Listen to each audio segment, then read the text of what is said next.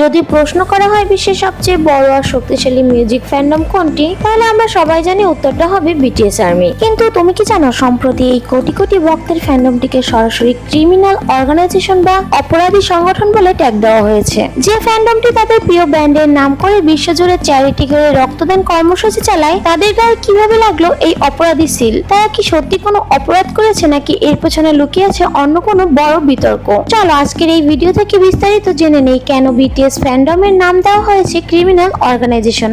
So hello everyone, welcome to my channel K-pop Bangtan ভিডি।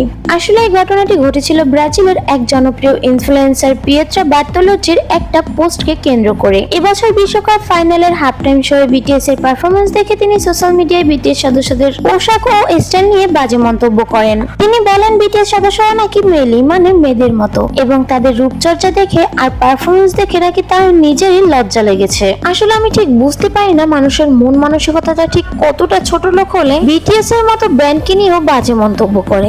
ঘটনা এখান থেকেই শুরু হয়। তবে পিয়েত্রা বার্তোলুচি ঘুণাক্ষরেও বুঝতে পারেনি যে কোন ফ্যান্ডমের রাজাদের নিয়ে এইসব আজে বাজে কথা বলেছে। এবারে আর কি প্রিয় ব্যান্ডকে এভাবে অহেতুক অপমান করতে দেখে চুপ থাকেনি বিটিএস আর্মিরা। বিশেষ করে ব্রাজিলের ফ্যানরা সবাই একজোট হয়ে সেই ইনফ্লুয়েন্সারের বিরুদ্ধে প্রতিবাদের ঝড় তোলে। কিন্তু ব্রাজিলের আর্মিরা যে তাকে শুধু গালাগালি বা বাজে পোস্ট করে ছেড়ে দিয়েছে তা কিন্তু নয়। কিছু ক্ষুব্ধ আর্মি সেই ইনফ্লুয়েন্সারের নাম ঠিকানা ও ব্যক্তিগত তথ্য অনলাইনে ফাঁস করে দেয়। শুধু তাই নয়, তার ব্যক্তিগত তথ্য ব্যবহার করে ভুয়া জায়গায় রেজিস্ট্রেশন করা হয় এবং তার স্পন্সরশিপ বাতিলের জন্য বিভিন্ন ব্র্যান্ডগুলোর উপর প্রচুর চাপ তৈরি করা হয়। এমনকি তার নামে শত শত ভুয়া অর্ডার পাঠিয়ে তার জীবন একদম তছনছ করে দেওয়া হয়। হাসার জন্য দুঃখিত, বাট আমার হাসি পাচ্ছে। তো যাই হোক, এই চরম সাইবার আক্রমণের মুখে পড়ে সেই ইনফ্লুয়েন্সার তার সোশ্যাল মিডিয়া অ্যাকাউন্ট প্রাইভেট করতে বাধ্য হন এবং কিছুদিনের জন্য অনলাইন থেকে গায়েব হয়ে যায়। পরে তিনি আবার ফিরে এসে বিটিএস ফ্যান্ডমের এই সংগঠিত আক্রমণকে ক্রিমিনাল অর্গানাইজেশন বা অপরাধী দলের আচরণের সাথে তুলনা করেন।